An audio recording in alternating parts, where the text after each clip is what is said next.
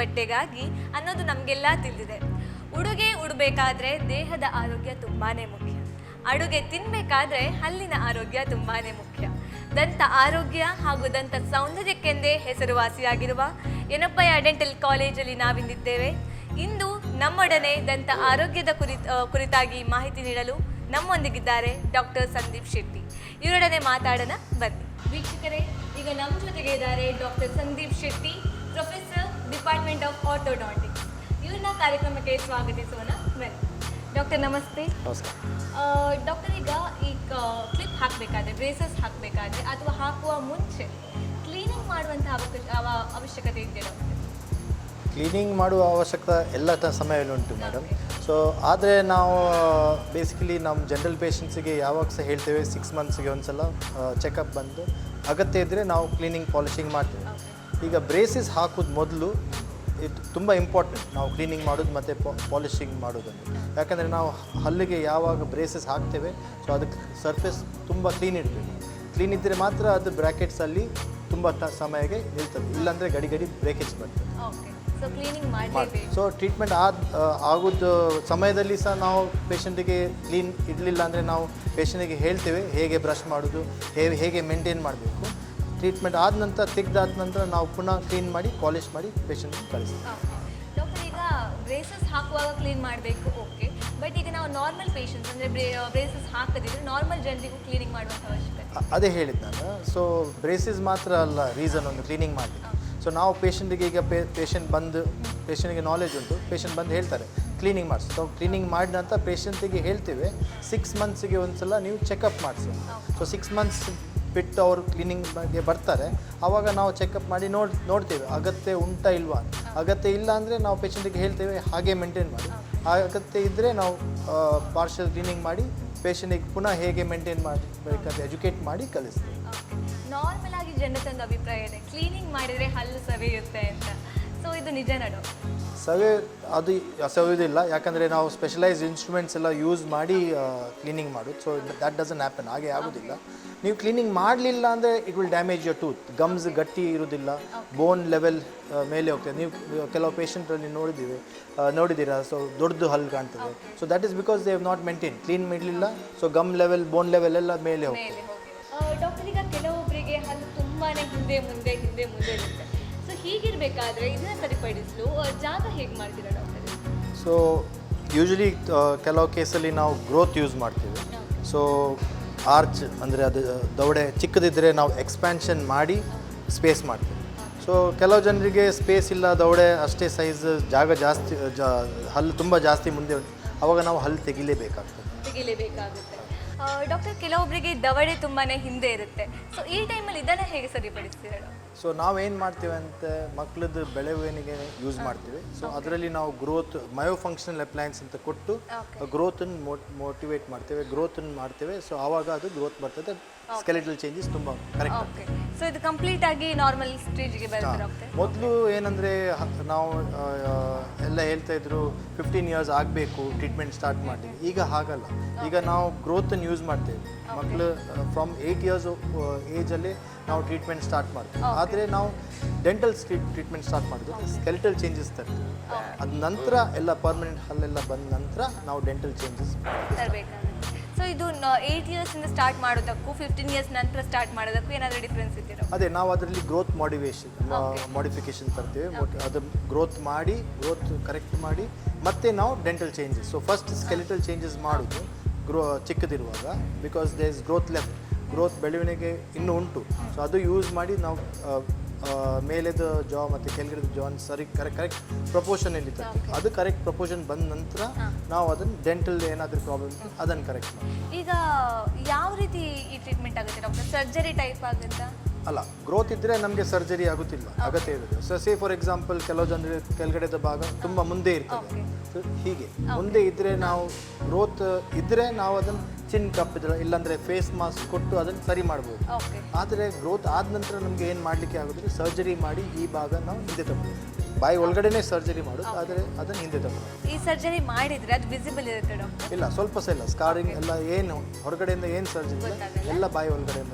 And normal daily ನಾವು ತಿನ್ನಬೇಕಾದ್ರೆ ಏನಾದರೂ ಜಾಗ್ರತೆ ಮಾಡುವಂಥದ್ದು ಅದು ನಾವು ಬ್ರೇಸಿಸ್ ಹಾಕುವಾಗ ಅದು ನಾವು ಹೇಳ್ತೇವೆ ಗಟ್ಟಿದ ಏನು ಖರ್ಚಬಾರ್ದು, ಗಟ್ಟಿದ ಮತ್ತೆ ಏನು ಸ್ಟಿಕ್ಕಿ ಫುಡ್ ಏನು ತಿನ್ನಬಾರ್ದು. ಮತ್ತೆ ಸರ್ಜರಿ ಆದ ನಂತರ there is no problem. Okay, braces ಹಾಕಿದ ನಂತರ ತಪ್ಪಿ ಏನಾದರೂ ಅವ್ರು ತಿಂದು ಕಟ್ ಆದರೆ ಅದಕ್ಕೂ ಏನಾದರೂ ಮಾಡಿಫಿಕೇಶನ್ ಇದೆಯಾ? ಅದಕ್ಕೆ ನಾವು ಯೂಶಲಿ ಪೇಷಂಟಿಗೆ ಕರೆಕ್ಟ್ ಇನ್ಸ್ಟ್ರಕ್ಷನ್ಸ್ ಕೊಟ್ಟರೆ ಮೋಸ್ಟ್ ಆಫ್ ದ ಪೇಷಂಟ್ಸ್ ಕೇಳ್ತಾರೆ, ಅವ್ರು ಕರೆಕ್ಟ್ ಮೇಂಟೈನ್ ಮಾಡ್ತಾರೆ, ಏನು ತೊಂದರೆ ಇಲ್ಲ. ಇಲ್ಲಾಂದ್ರೆ ಒಂದು ವೇಳೆ ಕಟ್ ಆದರೆ ಅದನ್ನು ಫಿಕ್ಸ್ ಫಿನಿಶಿಂಗಲ್ಲಿ ಸ್ವಲ್ಪ ಕಾಂಪ್ರಮೈಸ್ ಆಗ್ತದೆ ಮತ್ತು ಟೈಮಿಂಗ್ ಸ್ವಲ್ಪ ಜಾಸ್ತಿ ಹೋಗುತ್ತೆ. ಓಕೆ ಡಾಕ್ಟರ್, ಕೆಲವೊಬ್ಬರಿಗೆ ಈ ಹಲ್ಲಿನ ನಡುವೆ ಗ್ಯಾಪ್ ಇರುತ್ತೆ, ಸೊ ಅದು ಚೆನ್ನಾಗಿ ಕಾಣಲ್ಲ ಅಂತ ಹೇಳಿ ಮುಚ್ಚಬೇಕಾಗುತ್ತೆ. ಅದನ್ನ ಹೇಗೆ ಮುಚ್ಚಲಿಕ್ಕಾಗುತ್ತೆ? ನಾವು ಪೇಷಂಟ್ಸ್ ಬರ್ತಾರೆ ತುಂಬ ಕಂಪ್ಲೇಂಟ್ ಮಾಡಿಕೊಂಡು, ಯಾಕೆಂದರೆ ಅವ್ರದ್ದು ಹಲ್ಲು ಮಧ್ಯದಲ್ಲಿ ತುಂಬ ಗ್ಯಾಪ್ ಉಂಟು. ಸೊ ಇದೊಂದು ಎಕ್ಸಾಂಪಲ್ ತೋರಿಸೋದು ನಾವು, ಈ ಗ್ಯಾಪ್ ಇರ್ತದೆ ಈ ಪೇಷಂಟ್ ಮಧ್ಯದಲ್ಲಿ ಗ್ಯಾಪ್. ಸೊ ಈ ಪೇಷಂಟಿಗೆ ಸಹ ಅವರಿಗೆ ಎಸ್ಥೆಟಿಕ್ಸ್, ಅವ್ರು ಸ್ಮೈಲ್ ಮಾಡುವಾಗ ಗ್ಯಾಪ್ ತುಂಬ ಉಂಟು, ಏನು ಮಾಡಬೇಕು, ಕ್ಲೋಸ್ ಮಾಡಬೇಕು ಅಂತ ಹೇಳ್ತಾರೆ. ಸೊ ನಾವೇನು ಮಾಡ್ತೇವೆ, ಈ ಪೇಷಂಟಿಗೆ ಕ್ಲಿಪ್ ಯೂಸ್ ಮಾಡ್ತೇವೆ, ಬ್ರೇಸಸ್ ಬೇಸಿಕಲಿ. ಸೊ ಲೇಮ್ಯಾನ್ ಲ್ಯಾಂಗ್ವೇಜಲ್ಲಿ ನಾವು ಕ್ಲಿಪ್ಸ್ ಅಂತ ಹೇಳ್ತೇವೆ. ಇದು ಕ್ಲಿಪ್ಸ್ ಹಾಕಿ ಲೈಟ್ ಫೋರ್ಸ್ ಯೂಸ್ ಮಾಡಿ ಇದು ಗ್ಯಾಪ್ಸನ್ನು ಕ್ಲೋಸ್ ಮಾಡಿ. So after the end of the treatment ಪೇಷಂಟ್ಗೆ ಸ್ವಲ್ಪ ಸಹ ಗೊತ್ತಾಗೋದಿಲ್ಲ ಮಧ್ಯದಲ್ಲಿ ಗ್ಯಾಪ್ ಇತ್ತು ಅಂತ. ಕಂಪ್ಲೀಟ್ ಗ್ಯಾಪ್ ಕ್ಲೋಸ್ ಆಗ್ತದೆ. ಒಂದೇ ಎರಡೇ ಹಲ್ಲಿನ ಮಧ್ಯೆ ಗ್ಯಾಪ್ ಇದ್ರೆ ಇದು ಕ್ಲೋಸ್ ಆಗುವಂಥದ್ದು ಅಥವಾ ಬೇರೆ ಬೇರೆ ಹಲ್ಲಿನ ನಡುವೆ ಗ್ಯಾಪ್ ಇದೆ? ನೋಡಿ, ಗ್ಯಾಪ್ ಅಂದರೆ ಅದಕ್ಕೆ ನೀವು ಹೇಳಿದಾಗೆ ಎರಡು ಮಧ್ಯದಲ್ಲಿ ಹಲ್ಲು ಮಧ್ಯದಲ್ಲಿ ಗ್ಯಾಪ್ ಅಂದರೆ ಅದಕ್ಕೆ ನಾವು ಮಿಡ್ ಲೈನ್ ಡಯಾಸ್ಟಮ್ ಅಂತ ಹೇಳ್ತೀವಿ. ಸೊ ಅದು ಕ್ಲೋಸ್ ಮಾಡಲಿಕ್ಕೆ ಸಹ ನಾವು ಲೈಟ್ ಫೋರ್ಸ್ ಬ್ರ್ಯಾಕೆಟ್ಸ್ ಹಾಕಿ ಲೈಟ್ ಫೋರ್ಸ್ ಯೂಸ್ ಮಾಡಿ ಕ್ಲೋಸ್ ಮಾಡ್ತೇವೆ. ಅದನ್ನು ನಾವು ಫಸ್ಟ್ ನೋಡ್ತೇವೆ ಕಾರಣ ಎಂತ ಅದು ಗ್ಯಾಪಿಗೆ ಅಂತ. ಕೆಲವು ಸಲ ಮೀಸೆಡ್ ಏನಂತ ಮತ್ತೆ ಎರಡು ಹಲ್ಲು ಮಧ್ಯದಲ್ಲಿ ಒಂದು ಎಕ್ಸ್ಟ್ರಾ ಹಲ್ಲು ಇರ್ತದೆ. ಸೊ ಅದನ್ನು ತೆಗೆಸಿ ನಾವು ಇಲ್ಲಾಂದರೆ ಫ್ರೀನಮ್ ಅಂದರೆ ಒಂದು ಎಕ್ಸ್ಟ್ರಾ ಮಾಂಸ ಇರ್ತದೆ, ಅದನ್ನು ತೆಗೆದು ಗ್ಯಾಪ್ ಕ್ಲೋಸ್ ಮಾಡ್ತೀವಿ. ಸೊ ಇದೀಗ ಬರೀ ಎರಡು ಹಲ್ಲಿನ ನಡುವೆ ಗ್ಯಾಪ್ ಇದ್ರೂ ಕೂಡ ಮಿಡಲ್ ನಾವು ಬ್ರೇಸಸ್ ಹಾಕಿ ಗ್ಯಾಪ್ ಕ್ಲೋಸ್ ಮಾಡೋದು. ಪ್ಲಸ್ ನಿಮಗೆ ಜನರಲೈಸ್ ಸ್ಪೇಸಿಂಗ್ ಗ್ಯಾಪ್ ಎಲ್ಲ ಹಲ್ಲದ ಮಧ್ಯದಲ್ಲಿ ಸಹ ನಾವು ಕ್ಲಿಪ್ಸ್ ಹಾಕಿ ಬ್ರೇಸಸ್ ಹಾಕಿ ಲೈಟ್ ಫೋರ್ಸ್ ಯೂಸ್ ಮಾಡಿ ಗ್ಯಾಪ್ಸ್ ಕ್ಲೋಸ್ ಮಾಡುವಂಥದ್ದು. ಕೆಲವೊಬ್ಬರಿಗೆ ಹಲ್ಲು ಒಂದು ಮುಂದೆ ಒಂದು ಹಿಂದೆ ಅಂತ ಇರುತ್ತೆ, ಆಗ ಸೊ ಆವಾಗ ಏನಂದರೆ ಅದರ ಸಿವಿಯರಿಟಿ ಮೇಲೆ ಡಿಪೆಂಡ್ ಆಗ್ತದೆ. ನೋಡಿ, ಇದೊಂದು ಕೇಸ್ ನೋಡಿದರೆ ಇದರಲ್ಲಿ ಸಿವಿಯರಿಟಿ ಅಷ್ಟಿಲ್ಲ. ಸೊ ಇದು ಕೇಸಿಗೆ ನಾವು ಏನು ಮಾಡ್ತೇವೆ, ನಾವು ಹಲ್ಲು ತೆಗೆಯುವುದಿಲ್ಲ ಈ ಕೇಸಿಗೆ ನಾವು ಎಷ್ಟಾಗ್ತದೆ ಹಲ್ಲು ತೆಗೆಯದೆ ಬ್ರೇಸಿಸ್ ಹಾಕ್ಕೊಂಡು ಟ್ರೀಟ್ಮೆಂಟ್ ಮಾಡ್ತೇವೆ. ವೇರಾಸ್ ನೀವು ನೋಡಿದರೆ ಈ ಕೇಸಲ್ಲಿ ತುಂಬ ಸಿವಿಯರ್ ಉಂಟು, ತುಂಬ ಗ್ಯಾಪ್ ಉಂಟು, ತುಂಬ ಕ್ರೌಡಿಂಗ್ ಉಂಟು. ಸೊ ಈ ಕೇಸಲ್ಲಿ ನಮಗೆ ಹಲ್ಲು ತೆಗೆದು ಟ್ರೀಟ್ಮೆಂಟ್ ಮಾಡಬೇಕು. ಸೊ ಕೆಲವು ಸಲ ನಾವು ಮೇಲೆದ ಹಲ್ಲಲ್ಲಿ ತುಂಬ ಕ್ರೌಡಿಂಗ್ ಇದ್ದರೆ ನಾವು ಖಾಲಿ ಮೇಲೆದ ಎರಡು ಹಲ್ಲು ತೆಗಿದ್ದೇವೆ, ಕೆಲವು ಸಲ ಮೇಲೆದ ಎರಡು ಹಲ್ಲು ಕೆಳಗಡೆ ಎರಡು ಹಲ್ಲು ತೆಗೆಸಿ ಟ್ರೀಟ್ಮೆಂಟ್ ಮಾಡ್ತೇವೆ. ನಾವು ತೆಗೆದಿರುವಂತಹ ಹಲ್ಲಲ್ಲಿ ಸ್ಪೇಸ್ ಕ್ರಿಯೇಟ್ ಆಗುತ್ತೆ, ಅದಕ್ಕೆ ಸ್ಪೇಸ್ ಯೂಸ್ ಮಾಡ್ತೇವೆ, ಹಲ್ಲನ್ನೆಲ್ಲ ಲೆವೆಲ್ ಮಾಡಿ ಹಿಂದೆ ತಗೊಂಡು ಹೋಗ್ತೀವಿ. ಸೊ ಫೈನಲ್ ಸ್ಟೇಜಲ್ಲಿ ಹೋಗಬೇಕಾದ್ರೆ ಆ ಸ್ಪೇಸ್ ಸ್ವಲ್ಪ ಸಹ ಗೊತ್ತಾಗುತ್ತೆ, ಎಲ್ಲ ಗ್ಯಾಪ್ ಎಲ್ಲ ಫುಲ್ ಕಂಪ್ಲೀಟ್ ಕ್ಲೋಸ್ ಆಗ್ತದೆ. ಓಕೆ ಡಾಕ್ಟರ್, ಈಗ ಕೆಲವೊಬ್ಬರಿಗೆ ಒಂದು ಹಲ್ಲು ಮುಂದೆ ಇರುತ್ತೆ, ಒಂದು ಹಲ್ಲು ಹಿಂದೆ ಇರುತ್ತೆ, ಆ ಟೈಮಲ್ಲಿ ಏನು ಮಾಡೋದು? ಸೊ ಅದಕ್ಕೆ ನಾವು ಬೇಸಿಕಲಿ ಕ್ರೌಡಿಂಗ್ ಅಂತ ಹೇಳೋದು, ಅಂದರೆ ಹಲ್ಲಿಗೆ ಜಾಗ ಇಲ್ಲ. ಸೊ ಅದು ಸಿವಿಯರಿಟಿ ಮೇಲೆ ಡಿಪೆಂಡ್ ಆಗ್ತದೆ. ಈಗ ಇದು ಕೇಸ್ ನೀವು ನೋಡಿದರೆ ಇದು ಸಿವಿಯರಿಟಿ ಕಮ್ಮಿ ಇರುತ್ತದೆ. ಸೊ ಇದರಲ್ಲಿ ನಾವೇನು ಮಾಡ್ತೇವೆ, ಹಲ್ಲು ತೆಗೆಯದೇ ಟ್ರೀಟ್ಮೆಂಟ್ ಮಾಡ್ತೇವೆ. ವೇರಾಸ್ ನೀವು ಇದು ಕೇಸ್ ನೋಡಿದರೆ ಇದರಲ್ಲಿ ಸಿವಿಯರಿಟಿ ಜಾಸ್ತಿ ಉಂಟು, ಕ್ರೌಡಿಂಗ್ ಜಾಸ್ತಿ ಉಂಟು. ಅದು ಕೇಸಲ್ಲಿ ನಾವು ಏನು ಮಾಡ್ತೇವೆ, ಹಲ್ಲು ತೆಗೆದು ಟ್ರೀಟ್ಮೆಂಟ್ ಮಾಡ್ತೀವಿ. ಸೊ ಕೆಲವು ಸಲ ಮೇಲೆ ದವಡೆಯಲ್ಲಿ ಕ್ರೌಡಿಂಗ್ ತುಂಬ ಇರ್ತದೆ. ಸೊ ಆವಾಗ ನಾವು ಖಾಲಿ ಮೇಲೆದ ಎರಡು ಹಲ್ಲು ತೆಗಿತೀವಿ, ಮೇಲೆ ಕೆಳಗಡೆ ಎರಡು ದವಡೆಯಲ್ಲಿ ಕ್ರೌಡಿಂಗ್ ಜಾಸ್ತಿ ಇದ್ದರೆ ಸೊ ನಾವು ಮೇಲೆ ಕೆಳಗಡೆ ಎರಡು ಹಲ್ಲು ತೆಗೆಸಿ ಟ್ರೀಟ್ಮೆಂಟ್ ಮಾಡ್ತೀವಿ. ಈ ಹಲ್ಲು ತೆಗೆಯೋದಂತ ಹೇಳಿದ್ರಿ ಅಲ್ವಾ ಡಾಕ್ಟರ್? ಸೊ ಈ ಹಲ್ಲು ತೆಗೆದಾಗ ಏನು ಸ್ಪೇಸ್ ಕ್ರಿಯೇಟ್ ಆಗುತ್ತೆ? ಕರೆಕ್ಟ್. ಸೊ ಹಲ್ಲದ ಪರ್ಟಿಕ್ಯುಲರ್ ಸೈಜ್ ಎಲ್ಲ ಇರ್ತದೆ. ಸೊ ನಾವು ಅದು ಸೈಜ್ ಮೇಲೆ ಕ್ಯಾಲ್ಕುಲೇಷನ್ ಎಲ್ಲ ಮಾಡಿ ನಾವು ಟ್ರೀಟ್ಮೆಂಟ್ ಸ್ಟಾರ್ಟ್ ಮಾಡ್ತೇವೆ. ಸೊ ಹಲ್ಲು ಯಾವ ತೆಗೆಯೋದು ಎಷ್ಟು ತೆಗೆಯೋದು ಡಿಸೈಡ್ ಮಾಡ್ತೀವಿ. ಸೊ ಅದ್ರ ಪ್ರಕಾರ ನಾವು ಡಿಕ್ರೌಡ್ ಮಾಡಿ ಲೆವೆಲ್ ಮಾಡಿ ಎಷ್ಟು ಜಾಗ ಉಳಿತದೆ ಆ ಜಾಗಕ್ಕೆ ನಾವು ಮುಂದೆದ ಹಲ್ಲು ಹಿಂದೆ ತಗೊಂಡು ಹೋಗ್ತೇವೆ. ಲಾಸ್ಟಿಗೆ ನಿಮ್ಮ ಟ್ರೀಟ್ಮೆಂಟ್ ಮುಗ್ದಾದ ನಂತರ ನೀವು ಎಷ್ಟು ಹಲ್ಲು ತೆಗೆದಿದ್ದೀರಾ ಇಲ್ಲ ಅಂತ ಸ್ವಲ್ಪ ಸಹ ಗೊತ್ತಾಗಲ್ಲ, ಅದು ಕರೆಕ್ಟಲ್ಲಿ ಫಿಕ್ಸ್ ಆಗುತ್ತೆ, ಕರೆಕ್ಟ್ ಗ್ಯಾಪ್ ಕ್ಲೋಸ್ ಆಗ್ತದೆ. ಸೊ ಅಟ್ ಫೈನಲ್ ಸ್ಟೇಜ್ ನಮಗೆ ಏನು ಗೊತ್ತಾಗುತ್ತೆ, ಎಲ್ಲ ಗ್ಯಾಪ್ ಕಂಪ್ಲೀಟ್ ಕ್ಲೋಸ್ ಆಗುತ್ತೆ. Okay doctor.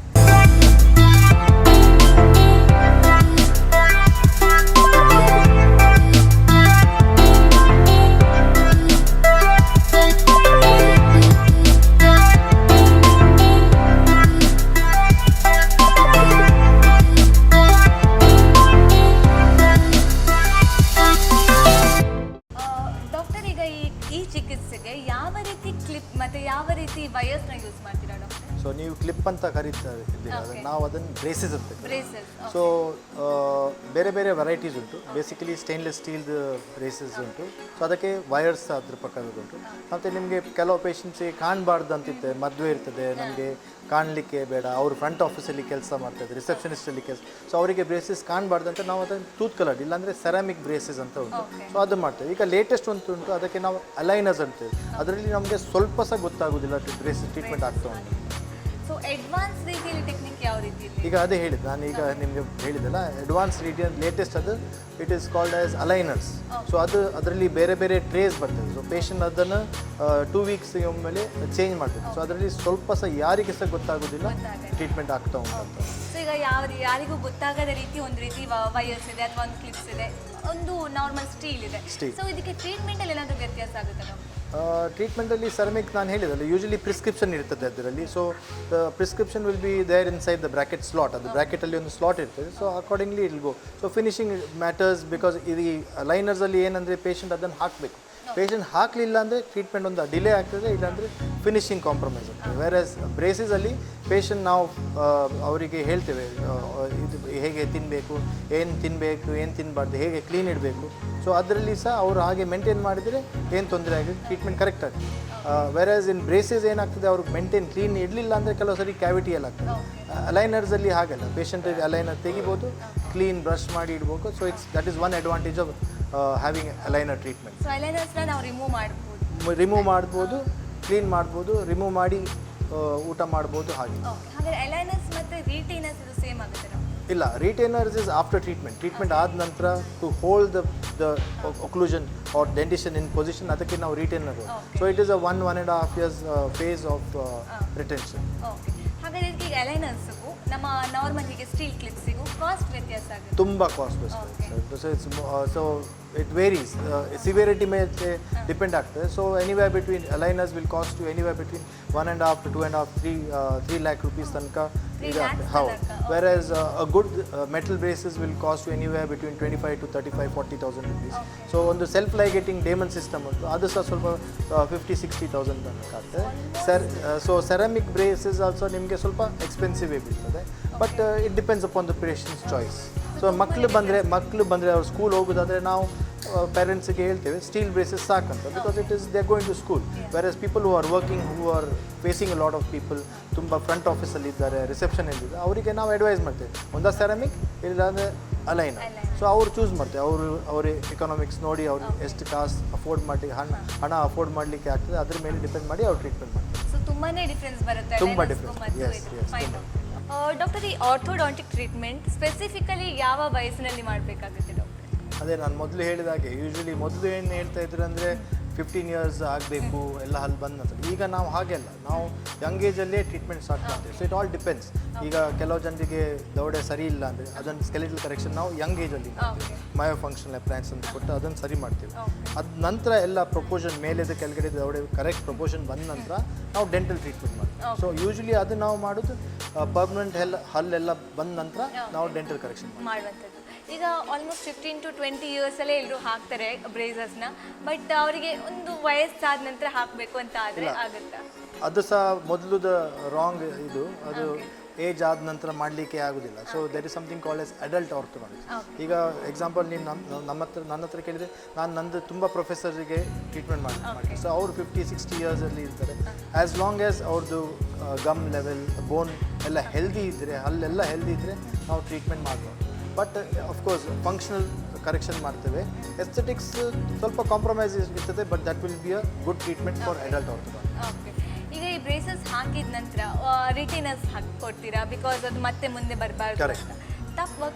ಕೆಲವೊಬ್ರು ರಿಟೈನರ್ಸ್ ಹಾಕ್ಲಿಕ್ಕೆ ಸ್ವಲ್ಪ ಉದಾಸೀನ ಮಾಡಿ ಒಂದು ವೇಳೆ ಮತ್ತೆ ಮುಂದೆ ಬಂದರೆ ಇನ್ನೊಮ್ಮೆ ಬ್ರೇಸಸ್ ಹಾಕ್ಬೋದಾ? ಹಾಕಲೇಬೇಕಾಗ್ತದೆ, ಬೇರೆ ಏನು ಚಾಯ್ಸ್ ಇರೋದು.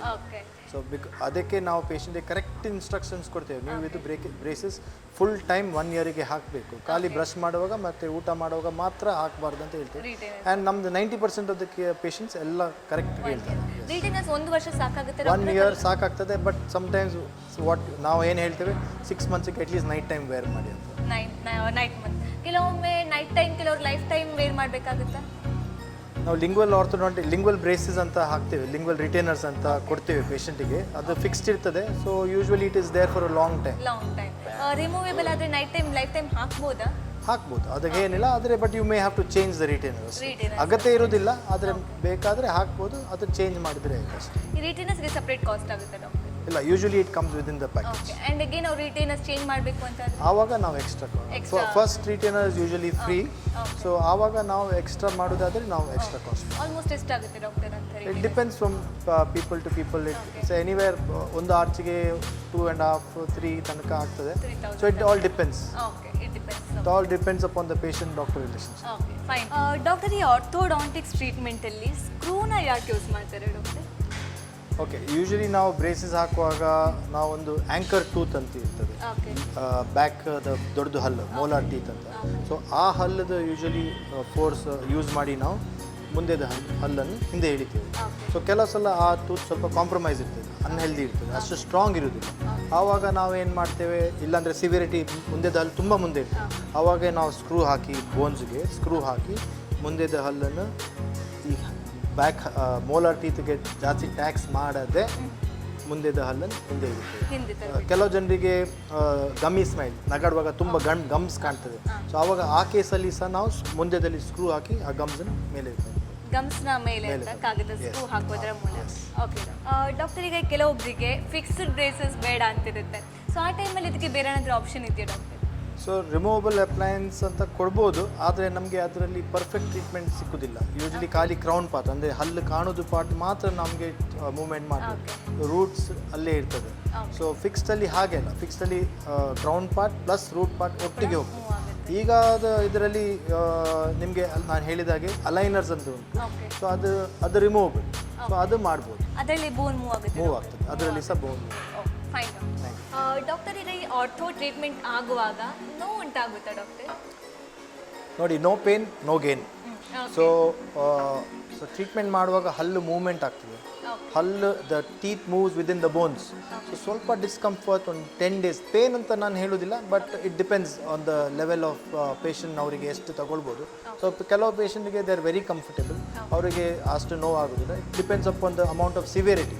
ತುಂಬ ಕ್ರೌಡಿಂಗ್ ಇದ್ದರೆ ಸ್ವಲ್ಪ ನೋವು ಇರ್ತದೆ. ಫಾರ್ 10 days ಸ್ವಲ್ಪ ಡಿಸ್ಕಂಫರ್ಟ್. ನಾವು ಎಲ್ಲ ಪೇಷಂಟಿಗೆ ಹೇಳ್ತೇವೆ 10 days ಸ್ವಲ್ಪ ಡಿಸ್ಕಂಫರ್ಟ್ ಇರ್ತದೆ. So they are prepared for it. ಕೆಲವು ಸಲ ಏನಾಗ್ತದೆ, ಬ್ರ್ಯಾಕೆಟ್ಸ್ ಹಾಕ್ತಾ ಸ್ವಲ್ಪ ಅವರಿಗೆ ಚುಚ್ಚುತ್ತದೆ. ಸೊ ಅದಕ್ಕೆ ನಾವು ಗಮ್, ವ್ಯಾಕ್ಸ್ ಎಲ್ಲ ಕೊಡ್ತೇವೆ, ಮೌತ್ ವಾಶ್ ಎಲ್ಲ ಕೊಡ್ತೇವೆ. So they are fine. After 10 days they are fine. So ಈಗ ಈ ಪೇಯ್ನ್ ಅಂತ ಹೇಳಿದ್ರೆ, ಸ್ವಲ್ಪ ಡಿಸ್ಕಂಫರ್ಟ್ ಅಂತ ಹೇಳಿದರೆ ಅದು ತಡಿಲಿಕ್ಕೆ ಆಗುತ್ತೆ ಅಥವಾ ತಡೆಯದೇ ರೀತಿಯಲ್ಲಿ ಪೇಯ್ನ್? ಇಲ್ಲ, ತಡಿಲಿಕ್ಕೆ ಆಗ್ತದೆ. ನಾವು ಈಗ ಪೇಷಂಟ್ಗೆ ತುಂಬ ಕಮ್ಮಿ ಪೇಷಂಟ್ ಬಂದು ಕೇಳೋದು ಮೆಡಿಸಿನ್ಸ್ ಕೊಡಿ ನೋವಿಗೆ ಅಂತ. ಸೊ ನಾವು ಕೊಡ್ತೇವೆ, ಬಟ್ ಪೇಷಂಟ್ ತಗೊಳ್ಳೋದಿಲ್ಲ. ಅವ್ರಿಗೆ ಡಿಸ್ಕಂಫರ್ಟ್ ಇರೋದಿಲ್ಲ. ಬಟ್ ದೆನ್ ದೇ ನೋ, ಅವ್ರಿಗೆ ಗೊತ್ತಿರೋದು ಟ್ಯಾಬ್ಲೆಟ್ಸ್ ಅಗತ್ಯ ಇಲ್ಲ ಅಂತ. ಈಗ ಡಾಕ್ಟರ್, ನೀವು ಈಗಾಗಲೇ ಹೇಳಿದ್ರಿ ಹಲ್ಲು ತೆಗಿಬೇಕಾಗುತ್ತೆ ಕೆಲವೊಮ್ಮೆ ಅಂತ. ಸೊ ಪ್ರತಿಯೊಂದು ಟ್ರೀಟ್ಮೆಂಟ್ಗೂ ಹಲ್ಲು ತೆಗಿಲೇಬೇಕಾಗುತ್ತೆ? ಅದೇ ಹೇಳಿದ್ ನಾನು. So it all depends upon the severity. ತುಂಬ ಕಮ್ಮಿ ಸಿವಿಯರ್ ಇದ್ದರೆ ನಾವು ಎಷ್ಟಾಗ್ತದೆ ಅಷ್ಟು ಅವಾಯ್ಡ್ ಮಾಡ್ತೇವೆ. ತುಂಬ ಸಿವಿಯರಿಟಿ ಜಾಸ್ತಿ ಇದೆ, ಕೆಲವು ಜನರದ್ದು ಮೇಲೆದ ಹಲ್ಲು ತುಂಬ ಮುಂದೆ ಇರ್ತದೆ, ಕೆಳಗಡೆ ಕರೆಕ್ಟ್ ಪೊಸಿಷನ್, ಆವಾಗ ನಾವು ಖಾಲಿ ಮೇಲೆದ 2 ಹಲ್ಲು ತೆಗೆಸಿ. ಕೆಲವು ಜನರದ್ದು ಮೇಲೆ ಕೆಳಗಡೆ 2 ಹಲ್ಲು ಸಹ ಮುಂದೆ ಇದೆ, ಆವಾಗ ನಮಗೆ ಮೇಲೆ 2 ಕೆಳಗಡೆ ಹಲ್ಲು ತೆಗೆದು ಅಲ್ಲಿ ಲೆವೆಲ್ ಮಾಡಿ ಹಿಂದೆ ತಗೊಳ್ತೇವೆ. ಸೊ ನಾನು ಮೊದಲು ಹೇಳಿದ ಹಾಗೆ ನಿಮಗೆ ಲಾಸ್ಟಿಗೆ ಅಲ್ಲಿ ತೆಗೆಯೋದ ಗ್ಯಾಪ್ ಫುಲ್ ಕ್ಲೋಸ್ ಆಗ್ತದೆ, ಅಲ್ಲಿ ತೆಗೆದದೇ ಗೊತ್ತಾಗೋದಿಲ್ಲ. Okay, so it depends all upon severity. Okay, fine doctor. ಇಲ್ಲಿವರೆಗೂ ನಮಗೆ ಆರ್ಥೋಡಾಂಟಿಕ್ಸ್ ಟ್ರೀಟ್ಮೆಂಟ್ ಹೇಗಾಗುತ್ತೆ, ಪ್ರೊಸೀಜರ್ಸ್ ಹೇಗೆ, ಅದರಿಂದ ಆಗುವಂಥ ಯಾಕೆ ಮಾಡಬೇಕಾಗುತ್ತೆ, ಇದನ್ನೆಲ್ಲ ಸಂಪೂರ್ಣವಾಗಿ ವಿವರವಾಗಿ ಹೇಳಿದ್ರಿ. ತುಂಬ ಹೃದಯದ ಧನ್ಯವಾದ ಡಾಕ್ಟರ್. Thank you. ವೀಕ್ಷಕರೇ, ಇಂದಿನ ಈ ಸಂಚಿಕೆಯಲ್ಲಿ ಡಾಕ್ಟರ್ ಸಂದೀಪ್ ಶೆಟ್ಟಿಯವರು ಆರ್ಥೋಡಾಂಟಿಕ್ಸ್ ಬಗ್ಗೆ ಸಂಪೂರ್ಣವಾದ ವಿವರವನ್ನು ನಮಗೆ ತಿಳಿಸ್ಕೊಟ್ರು. ಸಾಮಾನ್ಯವಾಗಿ ಎಲ್ರಿಗೂ ಇರುವಂಥ ಸಮಸ್ಯೆ ಅಂದರೆ ಹಲ್ಲು ಮುಂದೆ ಇದೆ, ಹಲ್ಲಲ್ಲಿ ಗ್ಯಾಪ್ ಇದೆ. ಸೊ ಈ ಟೈಮಲ್ಲಿ ಕ್ಲಿಪ್ ಹಾಕಬೇಕಾಗುತ್ತೆ, ಬ್ರೇಸಸ್ ಹಾಕಬೇಕಾಗುತ್ತೆ. ಸೊ ಯಾವ ರೀತಿ ಬ್ರೇಸಸ್ ಟ್ರೀಟ್ಮೆಂಟ್ ಆಗುತ್ತೆ, ಎಷ್ಟು ಟೈಮ್ ಬೇಕಾಗುತ್ತೆ, ಇದರ ಬಗ್ಗೆ ಎಲ್ಲ ಸಂಪೂರ್ಣವಾದ ವಿವರವನ್ನು ಇವತ್ತು ಇಂದಿನ ಸಂಚಿಕೆಯಲ್ಲಿ ನೀವು ತಿಳ್ಕೊಂಡ್ವಿ. ಮುಂದಿನ ಸಂಚಿಕೆಯಲ್ಲಿ ಇನ್ನೊಂದು ವಿಷಯದೊಂದಿಗೆ, ಮತ್ತಷ್ಟು ವಿವರದೊಂದಿಗೆ ನಾವು ನಿಮ್ಮ ಮುಂದೆ ಬರ್ತೀವಿ. ಅಲ್ಲಿ ತನಕ ನೋಡ್ತಾ ಇರಿ ನಮ್ಮ ಟಿವಿ. ನಮಸ್ಕಾರ.